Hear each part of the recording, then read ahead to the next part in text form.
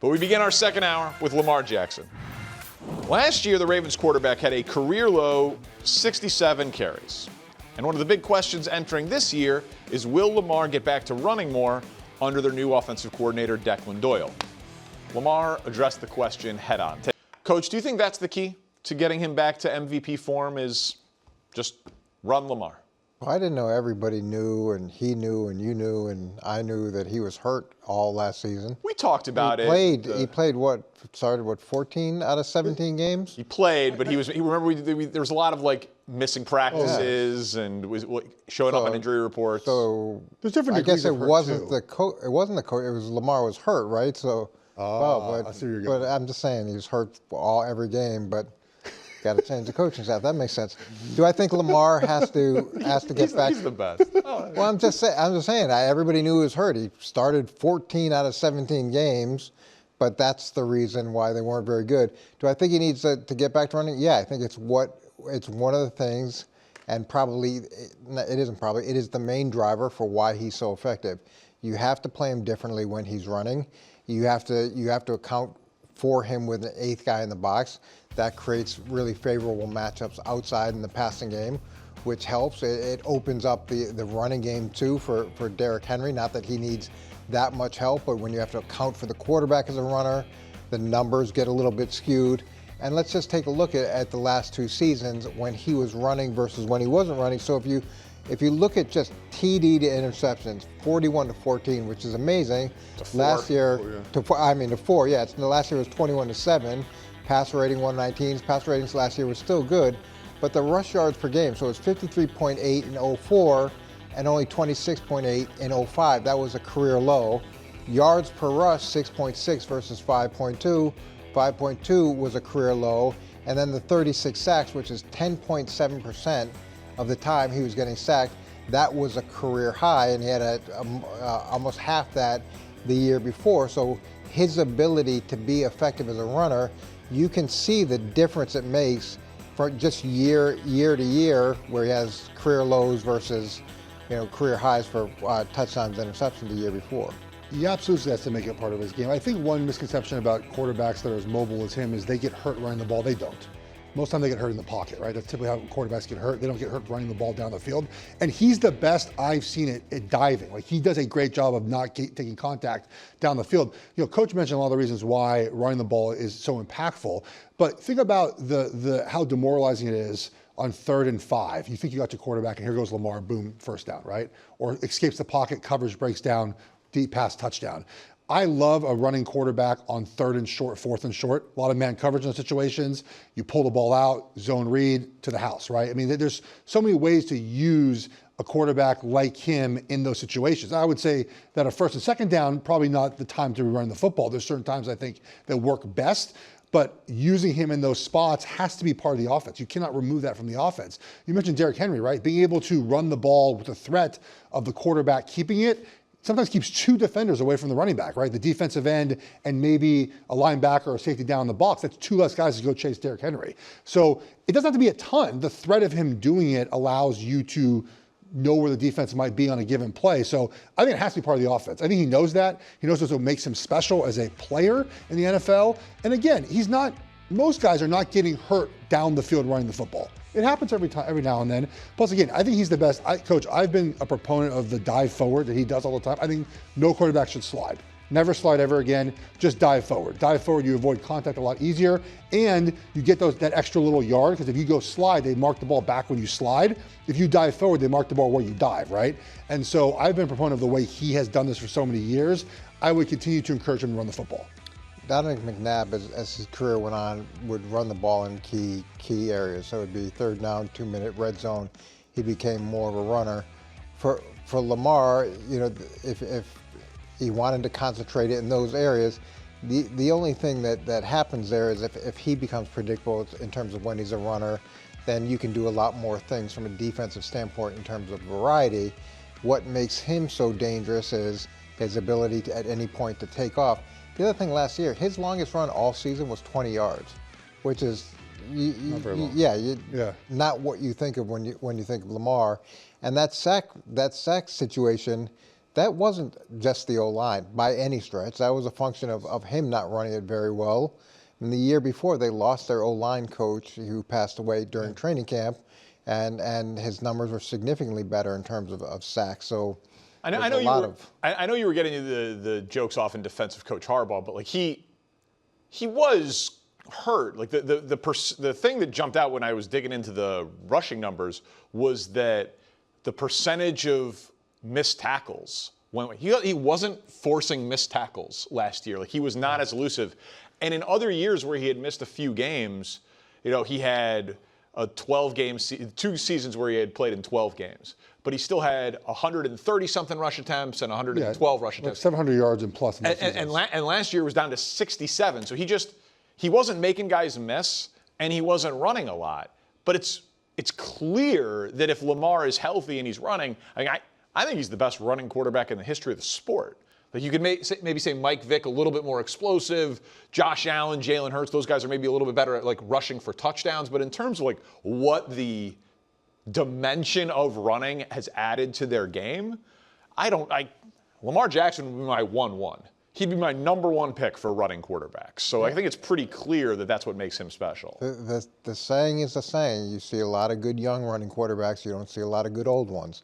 And at some point, you fall off a cliff with that. Sure. And when it happens, it's a pretty steep drop. Well, and that's why I have said I would bet on Josh Allen's 30s over Lamar's 30s, because just bigger, stronger, the runs from inside the 5-yard line for touchdowns should be able to still stay there a little bit longer than a guy like Lamar Jackson, who depends more on speed and elusiveness. Yeah, look, I guess my frustration comes when you want to write off a whole season because you're injured, and you say, wink, wink, everybody knew it, but then, you do make changes because it wasn't what it was supposed to be. Find that problematic. I get it. You're defending the coach. I'm just defending. I'm just defending Lamar was reality. Hurt. I'm gonna go pro player. Lamar was hurt, Coach. Come on. What's that? Lamar was hurt. Come on. I guess so. I played 14 out of 17 games, and everybody knew it. If you're out there and you're healthy enough to play, we can evaluate. I mean, you said if you're healthy enough to play, you got to be able to play at a high level. That's a lesson every young player has to learn at some point in their career. If you step on the field, you are presumed healthy. He's not a young player anymore. Oh, I know. He's definitely not. But we have some very exciting news. Earlier today, NFL analyst Ben Solak released a list of the most watchable and exciting teams in the NFL. Now, can you guess who's number 1? That's right, the Bears. There's so much hype around this team. Here's what Solak wrote about the Bears. He says, there's no way you need me to explain this to you. If you watched every Bears game last season, you saw an NFL-leading 6 comeback wins by quarterback Caleb Williams and Chicago's ludicrously explosive offense. This season's Bears might not produce as many wild swings, but they still figure out how to be the most explosive offense. This one is not a hard sell. So the question is, can Caleb and the Bears live up to the hype? And I would just say, why not? We see players who are special when they are either in year 2 in the league or year 2 in the system make that MVP jump. Mahomes, it was year 2 in the league, also happened to be year 1 as a starter, which is what made that so remarkable. Lamar, year 3 in the league, year 2 in the system. Caleb's year 3 in the league, year 2 in the system, and I think what's forgotten is it's Colston Loveland, year 2 in the league, year 2 in the system. Luther Burden, year 2 in the league, year 2 in the system. Roma Dunze, year 3 in the league, year 2 in the system. Really talented players who are all growing up under the tutelage of this 99th percentile offensive mind and head coach in Ben Johnson. So yeah, I think we're looking at a top 5 offense in football, Coach. I didn't watch every Chicago game, and I don't remember them being. What was his comment? The most watchable team. The most watchable team in football. So the Dallas Cowboys, aren't they supposed to have the best offense in football this year? Well, it's up for debate. Yeah. Okay, the Cincinnati Bengals, aren't they supposed to have the best offense in football this year? The Rams, LA Rams, Bills, aren't they supposed to have the best? Oh, yeah. Okay, so I guess they're not as watchable. So let's look at how ludicrously explosive they were last year, because they're definitely the top. Most completions over 15 yards. New England, Detroit, LA, Dallas, Green Bay, Arizona, Yeah. So how many? I'm not a math major. That's 7 teams. That's right. So I guess they were the 8th most ludicrously explosive team last year. That's right. Yeah. 38-year-old quarterback, 30-year-old quarterback, 34-year-old quarterback. Well, the quarterback that was in Arizona is now in Minnesota, and I think he's got a pretty good receiver that can create some explosive plays. Yeah. A lot of people really like the quarterback in Green Bay. Buffalo, it's just, we talked about this with tweets. You tweet something, and the more that it can just be.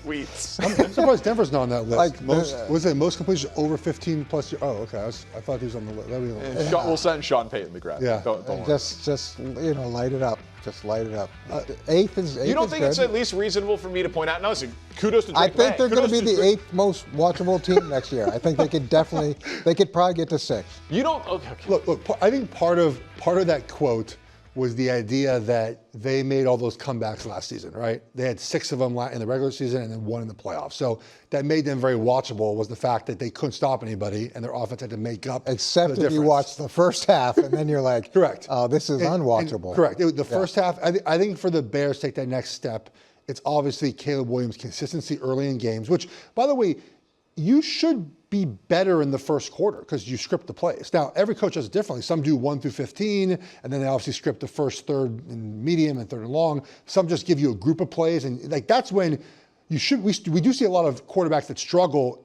that are good early in games because that's the scripted part. So to see Caleb Williams do the opposite, basically, that's where the improvement has to be made, right? Sort of the on schedule, the on script things. If he is able to do that, his completion percentage goes from 58 to 64, 65, and that makes a big difference in the way they could be offensively. I will not be here for predictions a week, but Bears' highest scoring offense is going to be in pocket. Like, I think the Bears, if their defense isn't as good as they think, they'll have to score a lot of points to keep up. I think Bears' highest scoring offense is certainly something that I will consider this season. Well, we could bet it. Let's throw the odds up there for highest scoring offense 9-1, right? in the NFL. Yeah, 9-1. Yeah, 9-1. Oh, you had it ready to go. There you go. There we go. With some juggernaut teams. Yeah. Look at that. They made it in the top 7. What? They're 6th. You don't think that there's tied for- anything tied- to tied for- that it's, we got 38-year-old Matt Stafford in year 9, Josh Allen in year 10, 11, Jared Goff, year, whatever it is. I mean, we got guys who've been in the league 7 to 15 years on that graphic, and year 3, Yeah, Caleb Williams. no, you have guys who have done it and done it consistently and done it at a high level versus guys who have done it in the second half of 1 year after a disappointing first year. They're trending up. Yeah, okay, well, these guys are just trending. I love how much coaches are coach. There's no carryover from year to year, which is I believe that a lot. But he's trending in the right direction to get better. Like, my argument has been what you have said, which is like that year 2 bump. I know it's year 3, but it's really year 2. Year 2 in the offense. system. Like that year 2 bump we see quite often. When you are installing them this spring, it's different than last spring, right? Like, you should be ahead of where you are. Why won't Drake May's year 3 bump be significant? He just had It might be. A.J. Brown and Romeo Dobbs. It might be. But his So why bump aren't they could be little, and that's enough to get him the MVP, though, right? Because there's not as much room, I think, for him to go upwards. He's already up at near the top. There's a lot more room for Caleb Williams to grow than Drake May, right? Yeah, so you're grading down success and grading up lack of performance. Yeah, we're talking because about he set potential the for bar the season. so low the first year that the second year Yeah, is like, of oh my course. God, that's amazing. And because his bar is set below Drake May, then obviously he has to perform better than Drake May. You figured it out. That's a there you really, go. really interesting, you get it? really Yeah. interesting way of looking Yeah. at that. It's I like, think, listen, don't reward performance, reward potential. Listen, I understand that people do not like Ben Johnson talking about shutouts and blowouts and win streak not? records and best offense of all time. I think that there is something to betting on the come, like the projection of it. Like, this is not Josh McDaniels who's been doing it for forever. This is a young coach and a young play caller. Jacksonville? Say again? What about Jacksonville? He had a pretty good season last year. I think that there's probably 10 teams in the NFL that think they could be the number 1 scoring offense, and only one team can do it. I will say that it helps to have a bad defense. Are we over betting on the come in Jacksonville? Are we off that? No, Just because he's in year 5? Right. I think you and I disagree on, like, I find that to be pretty relevant. Like, if Trevor Lawrence has had 5 seasons of data, and it's been up and down, I am less likely to overemphasize the most recent data because it could just be the latest trend up. We've talked about that. But whereas if Caleb is like here to here. You just graded Matthew Stafford down. You just No. yeah, you did. You said he's too old. I'm like, he had 45 touchdowns. Too old. So we graded him down No. because he performed at a high level but is older and has consistent performance. But we're grading. No, Ben Solak had the Rams as the number 2 offense. Like, I mean, I think it's absolutely, Okay, trust me, it's absolutely. In that case, I stand corrected. It's absolutely in play that the Rams offense When is you better put than it the like Bears that, offense. when you put it like that, I read the whole article. I didn't just read the Bears blurb. I did. I read the whole thing. I think it is. I mean, again, I think part of this is having a bad defense. Like, you know, I don't think Lamar is likely to have the best offense in the NFL this year because I think he's going to have an awesome defense and they'll be running the ball late and running out and protecting leads. Bears defense gives up 26 to 28 points a game. Caleb's going to need to win shootouts. I do think that like bad defense can help some of the offensive stats. Yeah, Rams defense should be really good. Unless the other team just controls the clock most of the game. And Sure. yeah. All right.